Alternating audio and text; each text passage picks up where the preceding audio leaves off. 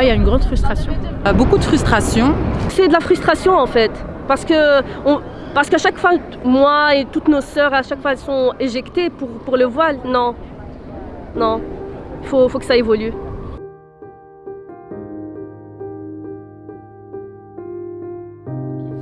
Donc moi, il faut savoir que j'ai mis le voile très jeune. Ça a été un choix personnel. Et j'ai eu beaucoup de pression à ce moment-là. J'avais du mal à le porter. Et un jour, je me suis dit, bon, ça fait partie de moi, j'ai besoin de le mettre. Donc je l'ai mis par conviction personnelle. Et en fait, dès que je l'ai mis, de base, donc je l'ai mis à 16 ans. De base, la relation que j'avais avec mes professeurs était vraiment très proche. Donc j'étais la première de classe, on va dire. Après, quand j'ai mis le voile, ça a changé. Et j'ai même un professeur qui a attendu d'être isolé avec moi pour me dire que je n'étais pas belge et que je faisais honte à la société belge et que ça ne servait à rien que je fasse des études parce que je resterais au chevet de mon mari, soumise aux hommes. J'ai fait mes études donc j'ai fait mes études, bachelier plus master. Le master, je l'ai fait en journalisme et en fin de parcours, on fait ce qu'on appelle des stages pour pouvoir s'insérer dans la vie professionnelle. Et là, avec mon voile patraf, j'ai eu pas mal de problèmes. Voilà, donc mon parcours professionnel est semé d'embûches, malgré que j'ai toujours voulu faire carrière ou voilà, m'insérer dans la société, gravir les échelons de l'échelle sociale, mais l'ascenseur est fortement en panne pour moi. J'avoue que déjà le premier accueil qu'on m'a fait à l'université, c'est déjà de faire mes preuves en tant que marocaine, que je méritais ma place. Donc déjà ça, c'était pas évident, mais j'ai eu mon diplôme tant bien que mal. Et par après, d'ailleurs, je ne pouvais pas mettre mon voile parce qu'à l'université, à ce moment-là, c'était interdit. Et je me suis dit, ok, après mon mariage, je vais le mettre. Et quand je l'ai mis, ça m'a fermé vraiment les portes, surtout que j'ai eu mon diplôme juste après le 11 septembre. Donc vraiment l'année où il fallait pas commencer à chercher du travail. Ma première année à l'université, j'étais toute excitée. Je portais pas encore le voile. Donc les gens autour de moi ont eu le temps de me connaître, de me voir sans voile. Et puis on va dire du jour au lendemain, ils m'ont vue avec le voile et il y a eu une certaine réaction envers les gens autour de moi. Ils ne voulaient plus trop partager leurs notes avec moi. Mais je pense que ce qui m'a le plus choquée, c'était en cours de TP. En cours de TP, on est obligé de participer, on est obligé d'être présent, sinon on est sanctionné. Je lève ma main, j'étais la seule, et elle fait ça. Et puis elle fait « Personne ? Ok ». Et puis elle répond à la question elle-même. Du coup, il y a quelqu'un à côté de moi qui m'a regardé en mode qu'est-ce qui se passe? Je me suis dit bon, peut-être c'est une erreur. Puis la deuxième fois, j'ai encore levé ma main, mais il y avait d'autres personnes qui avaient levé leurs mains aussi et les interrogeaient évidemment. Et du coup, après ça, je me suis dit ça sert à rien que je lève ma main maintenant puisqu'elle m'interrogera pas. Mais ce qui m'a le plus choquée, c'est à la fin quand elle a pris les présences. Donc moi, avec mon nom de famille, je suis en général en début de liste. Donc elle dit, tout le monde a fait « Ok, j'ai dit tout le monde, bonne journée à vous ». Je suis partie vers elle, je lui dis, parce qu'elle n'avait pas dit mon nom. Je lui dis « Madame, vous n'avez pas dit mon nom, c'est pas la première fois que je suis en cours, même avec elle ». Elle me dit « Si, j'ai dit tout le monde ». Je dis « Mais vous pouvez quand même revérifier ». Et elle revérifie. Elle me dit « Non, tu n'y es pas ». Et je dis « Mais est-ce que je peux regarder ?» Et je regarde, puis j'étais en début de liste. Et du coup, pas devant elle, bien évidemment, mais quand je suis sortie, j'ai perdu mon sang-froid, j'étais en colère. J'ai eu un sentiment d'injustice, en fait. Je me suis dit, mais pourquoi moi? Pourquoi est-ce qu'elle m'a fait ça? C'était une réaction naturelle, je pense, de ma part. Lorsque j'étais étudiante de 22 ans, j'étais en master. Et du coup, on devait faire des exercices pratiques avec une haute école. Donc moi j'étais à l'ULB, il n'y avait pas de problème avec le voile, mais on avait un partenariat avec une haute école qui s'appelle l'INRACI. Et en son sein, le règlement d'ordre intérieur interdit le port du voile. Donc on s'est donné rendez-vous à 8h du matin à l'INRACI, donc la haute école, pour pouvoir faire les exercices pratiques. Donc l'ULB formait des journalistes comme moi et l'INRACI formait des caméramans, des techniciens. Et on devait faire un partenariat et donc travailler avec une équipe de tournage. Et il s'est fait que on commençait à donner cours et on a interrompu le cours et on m'a dit de sortir de la classe. Et donc je suis sortie et on m'a mis dans une autre classe et on m'a dit voilà, il faudrait que tu retires ton voile ou que tu sortes de l'établissement. Et bon, à l'époque j'étais un peu jeune, donc et puis je suis pas une fille très revendicatrice, et donc du coup j'ai décidé de quitter l'établissement. Et du coup j'avais pas mon cours du coup, donc j'ai dû faire mes exercices à l'extérieur. Pour faire le montage, au lieu de le faire à l'INRACI, on a dû le faire à l'ULB. Les professeurs, j'ai dû les avoir au téléphone pour qu'ils puissent me dicter les consignes de l'exercice. Voilà, donc c'était assez douloureux ce rejet. Quand on est un peu sorti d'un étabbissement comme une malpropre et que les autres, ils ont pu avoir, par exemple, les autres élèves de ma classe ont pu avoir des exercices corrects. On peut avoir la correction de leur exercice, pas moi j'ai dû l'avoir au téléphone en fait, et donc sans visualiser les images et me dire comment j'aurais pu m'améliorer. Et donc là ça a été très compliqué, donc ça c'était en Master 1. Dans une école à Molenbeek, donc en fait on était 2 voilées et en fait lors de l'entretien tout s'est bien passé le premier jour. Donc on arrive et donc lors de l'entretien on s'est d'abord entretenu avec l'éducateur et puis il y a la remplaçante de la directrice qui est venue. Et donc et de là, l'éducateur il nous a un peu expliqué comment ça se passe et tout ça. Et puis on arrive au moment où il faut parler du voile et là la remplaçante de la directrice arrive. Elle nous dit écoutez, pour moi il n'y a pas de souci. Donc comme vous êtes des prestataires extérieurs, pour moi vous pouvez le garder. Et par la suite, ma collègue, l'autre voilée reçoit un appel de Scolaire ULB.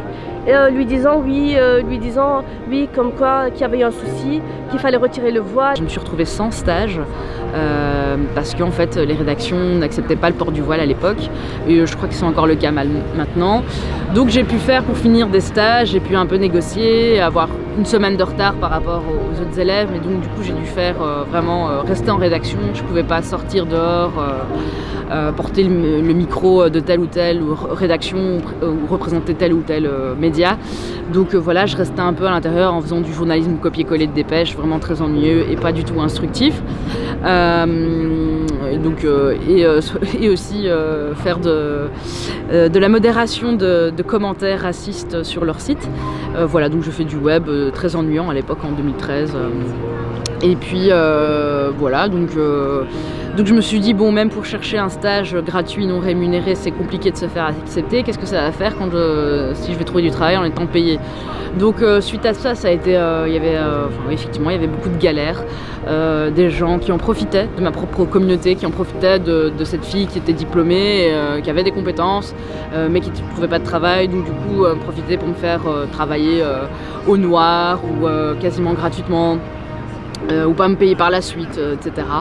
Voilà, donc là je suis aussi tombée dans cette surexploitation malheureusement, parce qu'il fallait bien que je trouve un travail, que j'ai de l'expérience, voilà, et j'étais très motivée et ambitieuse de vouloir travailler, et malheureusement voilà, s'il n'y a pas de travail et que le travail qu'on te propose il est communautaire, mais du coup on profite un peu de toi, voilà, donc là j'ai connu ça aussi qui m'a fortement blessée.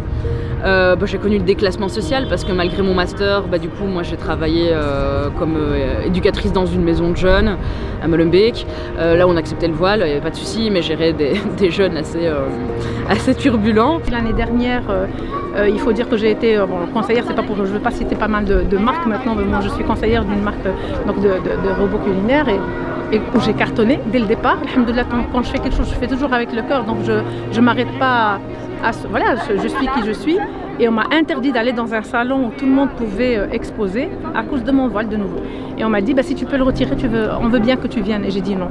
Et sérieusement, c'est fatigant parce que on a des compétences, on a la volonté d'avancer, d'évoluer. Et à chaque fois, on nous ramène à notre voile. J'ai envie vraiment de dire, mais ne le voyez pas, c'est un bout de tissu. Donc j'ai eu droit à toutes les injures.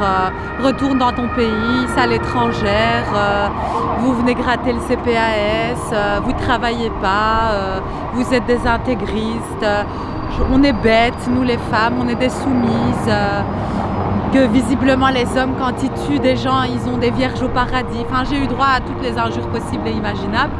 Alors d'habitude je suis très nerveuse et je réponds à l'agression par de l'agression. Je sais c'est pas bien mais c'est mon moyen de défense à moi parce que je tolère pas qu'on m'agresse si j'ai rien fait. Mais cette fois-ci le contexte était tellement particulier que Je trouvais que justement, vu qu'il y avait des spectateurs dans le tram qui n'étaient pas des Arabes et pas des musulmans, je me devais de prendre sur moi et de répondre poliment. Donc je lui ai gentiment répondu avec des bons arguments et de la bonne répartie. Elle s'est retrouvée gênée toute seule à insulter. Elle est sortie du transport en commun et quand je suis sortie, il y a un monsieur qui m'a suivi, un Belge, qui m'a demandé pardon au nom de tous les Belges qu'ils insultaient les gens qui n'avaient rien à voir avec ce qui s'était passé pendant les attentats.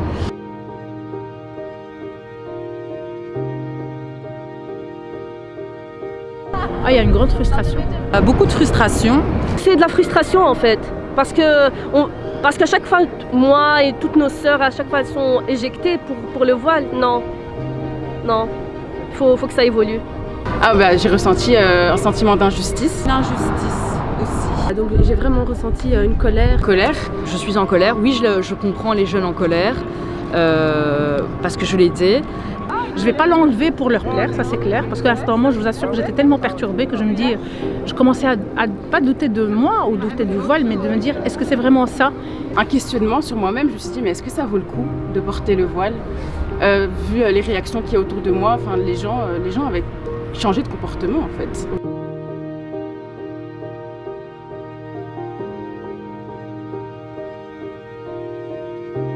Alors moi je dis, c'est peut-être un long combat, mais je suis sûre qu'avec une grande union et surtout beaucoup de dialogue et de communication, on arrivera à toucher les cœurs. Donc, je pense que si on veut plus tard avoir une société où on est tous libres, puisque c'est notre droit le plus fondamental, je pense qu'on doit agir maintenant en fait. Franchement, vu l'évolution, vu ce qui se passe maintenant, je la vois pas du tout d'un bon œil. La mixité, le multiculturel, il n'y a plus beaucoup de place. Les gens sont de plus en plus agressifs et de moins en moins tolérants. Et moi, je rêverais d'une société où on accepterait l'autre dans sa différence, sans jugement, et tout le monde sur un même pied d'égalité. Ça ne va pas aller en s'améliorant, surtout que les médias, ils ont un grand rôle et pas positif. Donc, je ne suis pas très positif à ce sujet-là, quoi.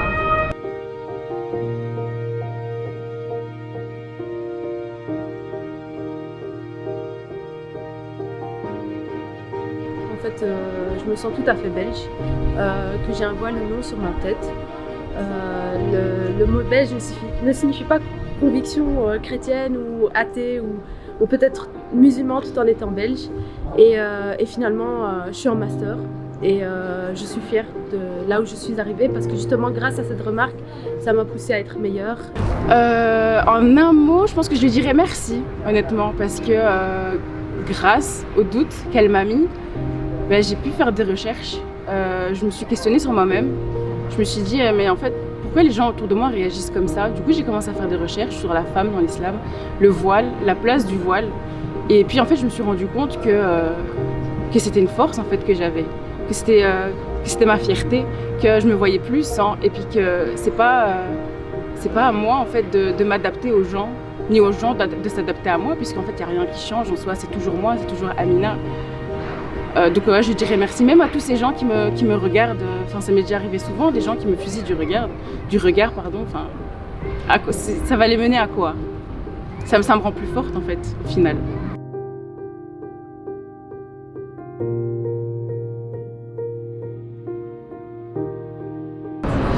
J'aimerais leur dire de se battre, de ne pas céder à la haine.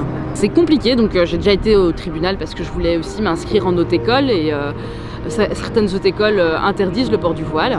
Et donc du coup, on m'a interdit l'accès pour reprendre des études, par exemple. Je me suis dit, je vais reprendre des études où il y a pénurie, par exemple.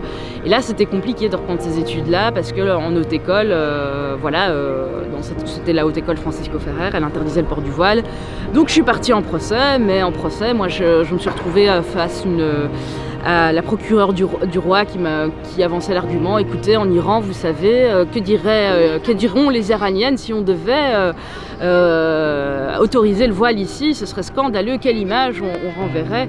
Et ou un autre argument un peu fallacieux du style vous savez, si vous rentrez dans une piscine, vous savez très bien que vous devez être en maillot, vous ne pouvez pas commencer à être contre le règlement. Donc, Mais je leur dis voilà, soyez fiers de vous, de ce que vous êtes, de vos origines, parce que de toute façon, on est ce qu'on est, c'est à nous d'avoir notre fierté. C'est pas les autres qui vont nous la donner. Battez-vous, s'il y a des choses à faire, faites-les, ne vous laissez pas faire.